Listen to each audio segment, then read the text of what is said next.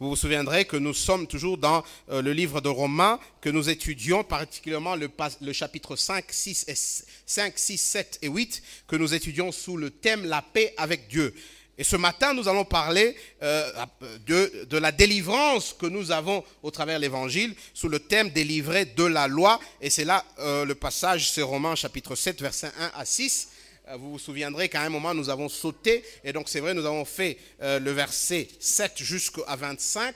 Avec Luc, il y a 2 semaines, avec Marc, nous étions dans le chapitre 8, verset 1 à 11. Et voilà, je vais revenir un peu sur le chapitre 7 pour nous permettre de compléter cette série. Et la semaine prochaine, nous allons continuer dans le chapitre 8 vers la fin de notre étude dans le livre de Romains. Et donc, aujourd'hui, nous parlons de délivrer de la loi. Si nous sommes honnêtes avec nous-mêmes, si nous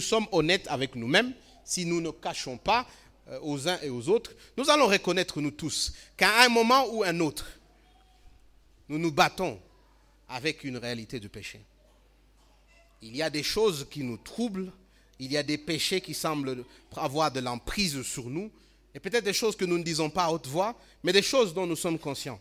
Peut-être des choses que nous défendons en public et nous expliquons, ah vous voyez, il y avait A et B et C, mais au fin fond de notre cœur, l'Esprit de Dieu nous affirme que nous sommes en train de marcher dans une voie qui n'est pas conforme à la loi de Dieu. Peut-être que même quand vous regardez cette réalité, ça peut être le péché de la jalousie, ça peut être le péché de la convoitise, ça peut être le péché de la peur, vous avez toujours peur, vous ne voulez pas marcher dans la foi, ça peut être le péché de manque de générosité. Vous, avec votre argent, vous gardez en poche, vous n'êtes pas généreux comme un chrétien. Je ne sais pas ce que c'est, mais vous le savez. Et à un moment, vous commencez à vous dire, mais peut-être que je ne suis pas sauvé. Comment est-ce que je peux avoir ce problème encore et encore? Peut-être que je n'ai pas encore connu le salut. Peut-être que réellement l'Esprit de Dieu ne m'a pas lavé. Dans un des cantiques que nous chantons ici souvent, devant le trône du Dieu très haut, un des versets dit, et quand Satan vient me tenter, me troubler, m'accuser, il y a des moments dans la vie du chrétien où le diable te dit, tu ne peux pas prétendre être un chrétien après que tu as fait ça. Toi qui fais ça, tu ne peux pas dire que tu es un enfant de Dieu. Tu vois, tu viens de mentir maintenant. Et tu vas encore mentir demain. Tu ne peux pas dire que tu es un enfant de Dieu. Quand vous vous retrouvez dans cette situation, qu'est-ce que vous faites? Et c'est ça le chapitre 7 de Romains. Venez avec moi dans le verset 14. Chapitre 7, verset 14, c'est un peu à votre gauche. C'est le passage que Luc a fait pour nous. Lisons ensemble. Il dit, nous savons en effet que la loi est spirituelle. Mais moi, je suis charnel, vendu au péché. Car je ne sais pas ce que je fais. Je ne fais point ce que je veux et je fais ce que je hais. Ça vous arrive, n'est-ce pas? Ça vous arrive des fois de mentir alors que vous ne voulez pas mentir. Ça vous arrive des fois d'être jaloux envers les autres alors que vous ne voulez pas être jaloux. Ça vous arrive des fois d'être envié. Après, vous vous dites, comment est-ce que moi, un chrétien, je peux envier les autres? Ça vous arrive peut-être des fois de détourner ce qui n'est pas à vous et vous dites, comment moi, un chrétien, je peux le faire? Eh bien, la réponse, c'est déjà dans le verset, chapitre 7, verset 1 à 6. Paul savait la vie du chrétien puisqu'il vivait cette même vie. Et donc, Paul nous dit dans ce passage, le chrétien ne peut pas se laisser sombrer dans le désespoir. Le chrétien ne peut pas se laisser dans une séance de peur, pensant qu'il n'est pas chrétien. Non, il dit le chrétien doit vivre dans la réalité, doit comprendre la réalité, c'est qu'il a été délivré du péché. C'est que le péché n'a plus d'emprise sur lui. C'est que des fois le péché peut le faire tomber. Des fois le péché peut être une réalité dans sa vie. Mais le péché ne restera pas une réalité éternelle dans sa vie, puisque le péché n'a plus d'emprise sur lui. Il n'est plus prisonnier au péché. Il est libéré. Et donc, il a la capacité de dire non. Il a la capacité de dire non au péché. Peut-être qu'il n'a pas encore grandi les muscles pour savoir dire non au péché, mais il a tout ce qu'il faut en Jésus-Christ pour que le péché ne soit plus son maître. Au fait, le but de Paul ici, c'est de dire, vous avez vécu si longtemps dans le péché, ne vous laissez plus rester dans le péché. Maintenant, vivez une vie de sainteté. Vivez une vie pour Dieu. Et c'est possible. Ce que j'aimerais que vous sachiez en sortant d'ici, si vous oubliez tout ce que je dis, c'est que la prochaine fois que vous vous sentez sale parce que vous êtes tombé dans le péché, si réellement vous avez cru en Christ, souvenez-vous, vous n'êtes plus du péché. C'est vrai, vous êtes tombé, mais vous n'êtes plus du péché. Vous êtes un enfant de Dieu. Alors relèvez-vous, allez vers Dieu. Dites-lui, Seigneur, aide-moi, je ne suis plus du péché. Donne-moi la force pour ne plus rentrer. Je suis ton enfant. Et je veux vivre pour toi. Délié de la loi, versets 1 à 4. Voici ce qu'il dit. Ignorez-vous, frères, car je parle à des gens qui connaissent la loi, que la loi exerce son pouvoir sur l'homme aussi longtemps qu'il vit. Ainsi, une femme mariée est liée par la loi à son mari tant qu'il est vivant. Mais si le mari meurt, elle est dégagée de la loi qui l'a liée à son mari. Si donc du vivant de son mari, elle devient la femme d'un autre homme, elle sera appelée adultère. Mais si le mari meurt, elle est affranchie de la loi de sorte qu'elle n'est point adultère en devenant la femme d'un autre. De même, mes frères, vous aussi vous avez été par le corps de Christ mis à mort en ce qui concerne la loi, pour que vous apparteniez à un autre, à celui qui est ressuscité de mort, afin que nous portions des fruits pour Dieu. Paul commence par un exemple, par une illustration, par ce qu'on appelle un syllogisme. Il dit, regardez dans la vie de tous les jours. La loi juive était très claire et je crois que cette même loi, elle est applicable plus ou moins ici chez nous. Chez les juifs, quand tu te maries, c'est fini. Si une femme quitte son mari qui est encore vivant et va chez un autre mari, elle commet l'adultère. Ce n'est pas comme ça que les choses doivent se faire. Mais si une femme qui est veuve, dont le mari est mort, se retrouve avec un autre homme qui l'épouse, il n'y a pas de problème, puisque c'est acceptable, puisque le mari est mort, et donc le contrat, le lien qui l'a lié à cet ancien mari ne vaut plus. Maintenant, elle peut nouer un autre lien. En bref, une femme ne peut avoir qu'un seul mari en même temps. Elle ne peut pas en avoir deux. Je crois que ça vaut vice-versa pour les hommes. Un homme ne peut pas avoir deux femmes en même temps. Il ne peut avoir qu'une. Des fois, les gens, ils sortent de ce plan de Dieu, mais nous tous, nous savons, Genèse chapitre 1, Genèse chapitre 2, Dieu n'a pas créé deux hommes, il n'a pas créé deux femmes, Dieu a créé un homme et une femme. C'est un contrat entre un homme et une femme, et donc le mariage, c'est entre un homme et une femme. Ce n'est pas un homme et deux femmes. Ce n'est pas une femme et deux hommes. Mais si l'homme meurt, la femme peut se remarier. Et si la femme meurt, l'homme peut se remarier sans enfreindre aux lois de Dieu. Et Paul maintenant prend cette image dans la vie de tous les jours. Il l'amène dans le monde spirituel et dit, ou vous êtes mariés au diable, ou vous êtes mariés à Dieu. Vous ne pouvez pas être mariés aux deux en même temps. Ou vous êtes mariés au diable et au péché, et les fruits, nous le savons, chapitre 6 et chapitre 6, 5 et 6, c'est la mort. Ou vous êtes mariés à Dieu, à Christ, et les fruits, nous le savons, c'est la vie éternelle. Et alors il se tourne vers les chrétiens, il se tourne vers ceux qui disent qu'ils ont mis leur foi en Christ. Et c'est ça ce qu'il dit au verset 4. De même pour vous, vous avez été marié d'abord au diable. Mais enfin, Jésus est venu, il a tué ce péché. Il vous a arraché de ce péché. Il vous a donné une nouvelle vie pour que vous deveniez son épouse, pour que vous soyez mariés à lui. Vous n'êtes plus attachés au péché, maintenant vous êtes attachés à Christ. Ce qui vous liait au péché, ce contrat-là, il est cassé. Parce que vous êtes morts au péché et vous avez une nouvelle vie en Christ. Si vous avez cru en Christ. Et donc, face au péché, quelle est la relation que le chrétien a face au péché, face au monde, face au diable? On l'a lu dans le chapitre 6. Il est mort au péché, il est mort au monde. Comme Paul le dit dans Galates, j'ai été crucifié avec Christ. Je ne vis plus pour le monde, je vis maintenant à Christ. Puisque le péché a été crucifié, je suis libre de me marier à Christ. Maintenant, j'ai une nouvelle vie. J'ai un nouveau mari, j'ai un nouveau Seigneur. De même, mes frères, vous aussi, vous avez été, par le corps de Christ, mis à mort en ce qui concerne la loi. Vous êtes morts à la loi. Elle n'a plus d'emprise sur vous. Ce contrat ne pèse plus sur vous. Pour que vous apparteniez à un autre. Maintenant, vous appartenez à un autre. Qui est cet autre? Celui qui est ressuscité de mort, afin que vous portiez des fruits pour lui. Des fois, les gens se trompent. Vous savez, il n'y a pas de milieu. Où vous êtes marié à Jésus, ou vous êtes marié au monde. Il n'y a pas de milieu. Où vous appartenez à Jésus, ou vous appartenez au péché. Il n'y a pas de milieu. Il n'y a pas un pas de ce côté-ci, un pas de l'autre côté. C'est un choix que moi, je ne peux pas faire pour vous.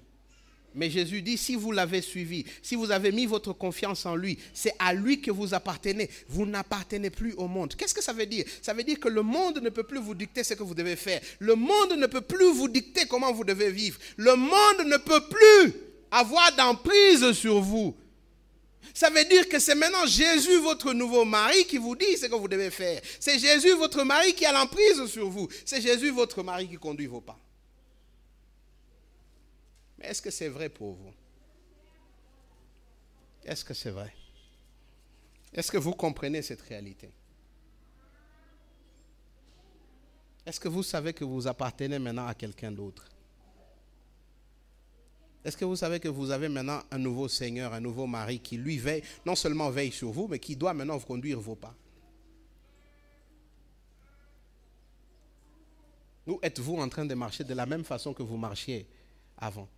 Moi, je l'ai dit des fois, c'est curieux. Dans l'église, souvent, nous avons simplement des pécheurs mouillés.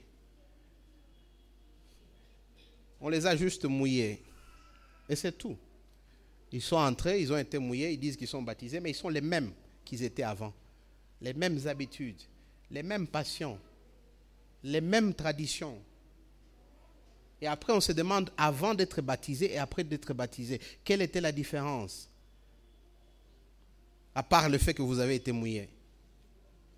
Vous saviez, je vais vous donner un exemple et puis on passe au deuxième point. Dans l'ancien temps, si vous connaissez un peu l'histoire chrétienne, dans l'ancien temps, les chrétiens de l'Europe faisaient ce qu'on appelait des croisades. Ils allaient se battre en Asie pour libérer la ville sainte. Je ne sais pas ce qui s'est passé dans leur tête, je ne vais pas les juger, mais je donne mon exemple à moi. Alors, quand ils allaient, quand les chevaliers là, ils allaient, les prêtres généralement se mettaient dans un ruisseau et ils disaient, on va vous baptiser.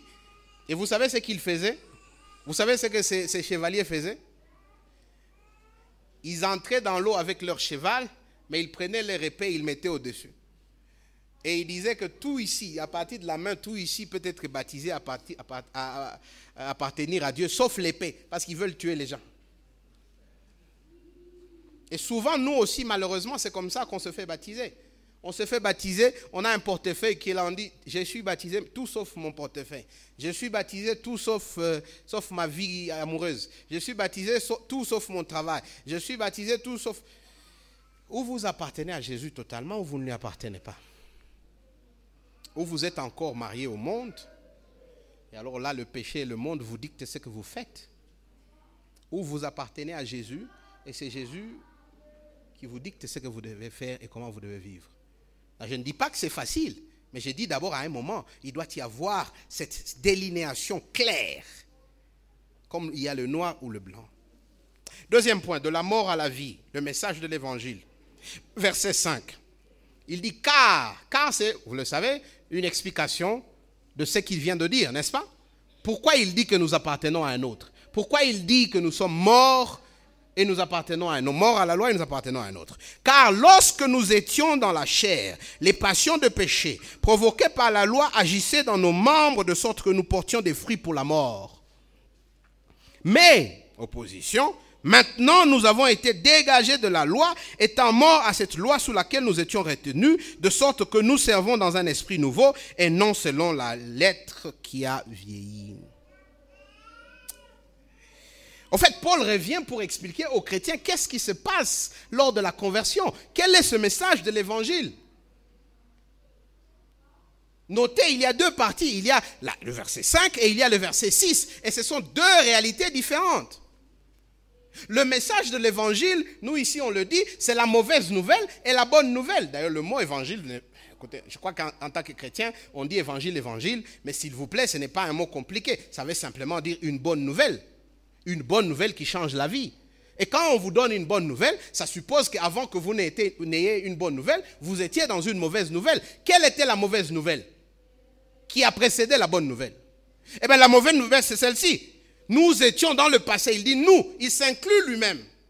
Nous étions dans la chair, dans les passions du péché, provoquées par la loi, qui agissaient dans nos membres, de sorte que nous portions des fruits de la mort.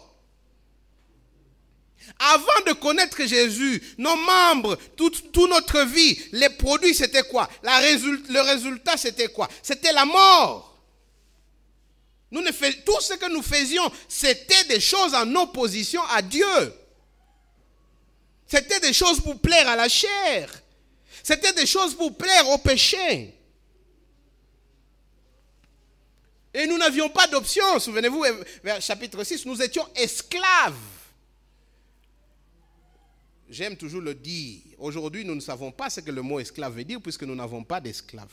Nous avons des domestiques, des gens qui nous aident à la maison. Et le domestique, tu peux lui dire, hey, viens essuyer ici. Il te dit, non, je n'ai pas encore le temps, je vais essuyer dans 10 minutes. Un esclave ne pouvait pas répondre comme ça. Un esclave, son maître l'appelait et lui disait, coupe-toi les doigts. Et l'esclave prend le couteau et il se coupe les doigts. Puisqu'un esclave n'avait pas de volonté. Il ne pouvait pas dire non. Un esclave était moins qu'un être humain. C'était un objet que son maître pouvait utiliser comme il le voulait. Et ici, Paul est en train de nous dire au verset 5, avant de connaître Jésus, vous qui vous dites chrétiens, vous étiez esclaves au péché. Tout ce que vous pouviez faire, c'est plaire à la chair, plaire au péché, plaire au monde. Et vous créez la mort spirituelle, la mort éternelle, séparée de Dieu. C'est ça ce que nous étions. Notez le verbe. Nous étions dans le passé. C'est ça ce que toi et moi nous étions dans le passé. Il y a un moment où Nicolas ne pouvait pas s'empêcher de vivre selon les lois du monde, puisque Nicolas faisait partie du monde, puisque Nicolas était marié au monde. Mais il dit verset 6, mais l'opposition, ce n'est plus le cas aujourd'hui. Maintenant, j'appartiens à un autre. Maintenant, je suis esclave de la justice. Maintenant, j'appartiens à Jésus. Maintenant, je fais ce que Jésus me dit. Maintenant, je ne travaille plus pour le péché et les choses de la mort. Mais maintenant, nous avons été dégagés de la loi. La loi n'a plus d'emprise sur moi. Le péché n'a plus d'emprise sur moi. Pourquoi? Parce que je suis mort. J'étais prisonnier de la loi. J'étais retenu esclave de la loi. Mais j'ai été libéré par Christ. Nous avons chanté un peu plus tôt. J'ai été affranchi. J'ai quitté cette prison pour que je serve Dieu. De sorte que nous servons dans un esprit nouveau. Pas dans un esprit ancien. Non, dans un esprit nouveau. Dans la grâce qui règne. Chapitre 5. Versets 20 et 21. Le péché a régné par la mort, ainsi la grâce a régné. Maintenant, je vis dans les faveurs imméritées de Dieu. Maintenant, je sais que quelle que soit ma réalité, il m'accepte tel que je suis et il me demande de vivre pour lui. Maintenant, je ne me préoccupe plus de mes manquements, je me préoccupe seulement de son service. Maintenant, tout ce qui dirige ma vie, c'est de le servir, quelle que soit la situation dans laquelle je me retrouve. Vous voyez, c'est ça l'évangile. Des fois, j'entends des gens dire, « Ah non, j'ai l'évangile, et cet évangile que je vous donne, c'est que tu auras de l'argent. » Ce n'est pas ça l'évangile. L'évangile, la bonne nouvelle, c'est de dire que j'ai été libéré du péché et que maintenant je vis pour Dieu. Et maintenant, dans cette terre, c'est un moment temporaire en attendant qu'il revienne et que j'y vive avec lui pour toute l'éternité. Maintenant, je suis réconcilié avec le Dieu créateur du monde. Maintenant, je suis un enfant de Dieu.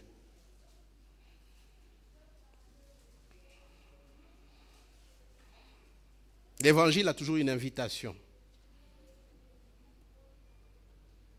Et cette invitation, elle est simple.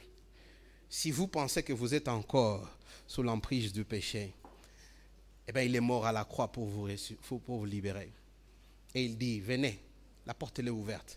Vous pouvez aussi vivre cette vie d'enfant de Dieu. Vous pouvez aussi vivre cette vie de libéré. Elle est ouverte. Et vous n'avez rien à payer. Vous n'avez rien à faire, puisque c'est gratuit.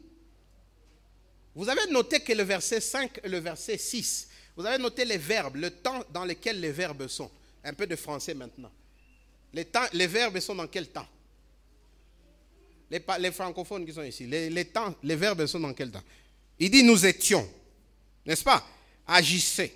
Verset 5. Nous avons été. Étant. Pas passé.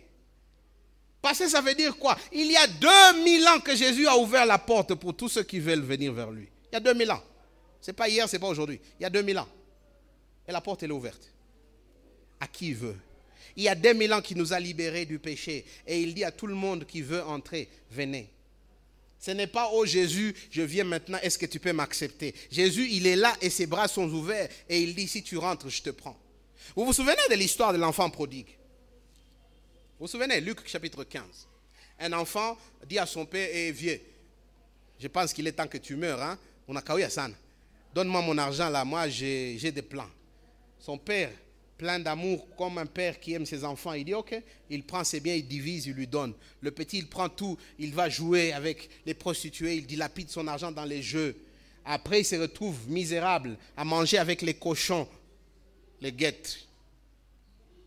Et qu'est-ce qu'il dit? Non, je rentre chez mon père. Il prend son courage en main, il rentre. Le texte dit, il n'était pas encore arrivé à la maison. Son père était assis sur le balcon et son père l'a vu de loin et son père a couru. Non, moi et vous, nous ne sommes pas des juifs et donc il faut une petite explication là-bas. Les patriarches juifs ne courent pas.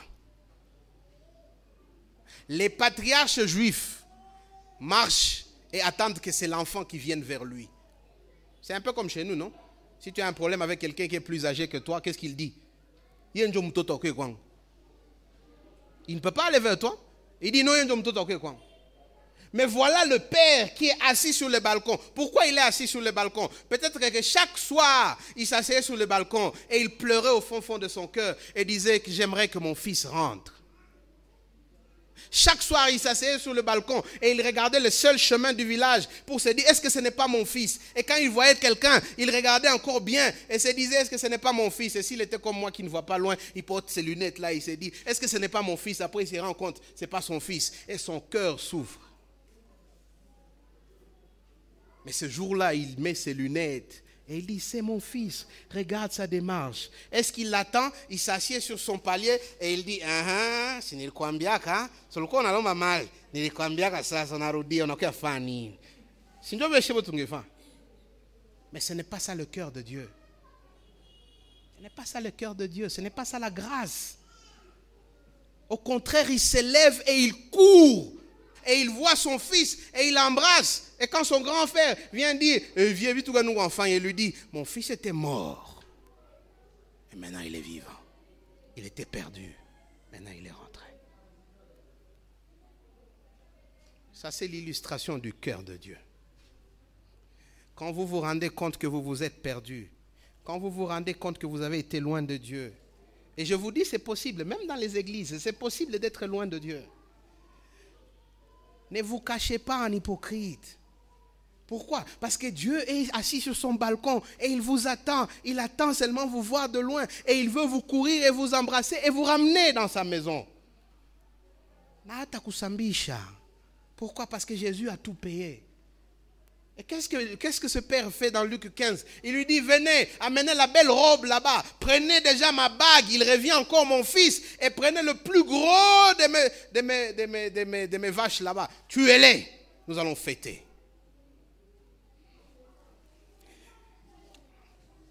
Si vous n'êtes pas encore rentré vers Christ, rentrez.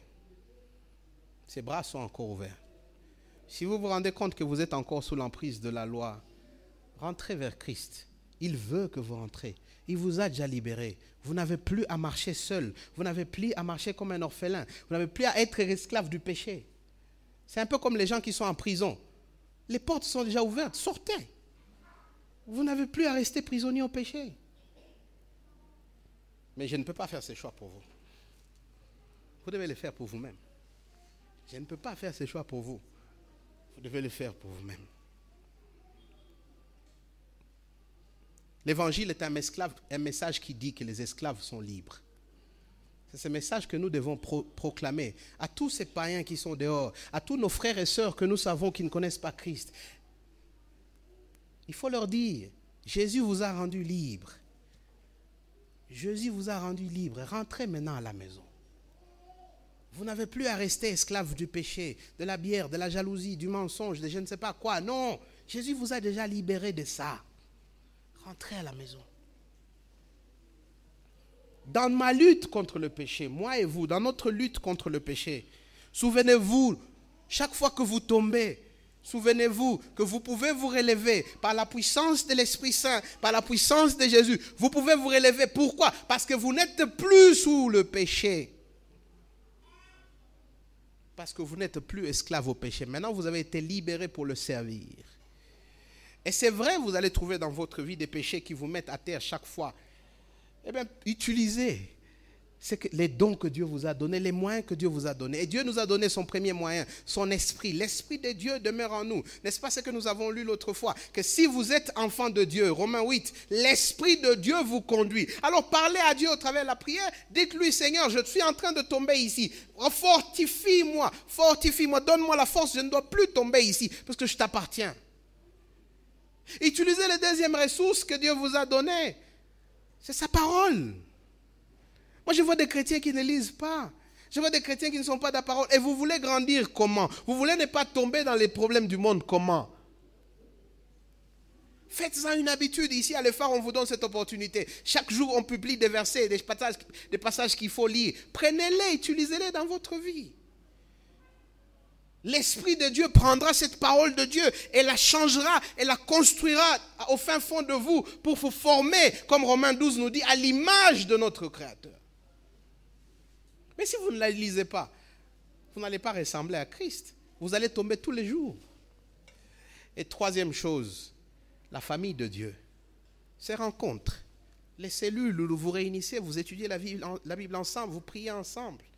Les rencontres un à un, vous avez quelqu'un avec qui vous lisez la Bible, un frère, comme Hébreu dit, qui vous encourage à vivre la vie chrétienne. Il y a des moments où Nicolas ne veut pas vivre la vie chrétienne. Mais quand je parle à d'autres chrétiens, quand je parle à d'autres amis, je les vois en feu pour Christ. Là, ces feux-là me contaminent. Et moi encore, je veux continuer. Quand je suis peureux, quand je suis découragé, ce sont ces frères qui m'aiment, qui m'encouragent et qui disent, tiens bon, marchons ensemble.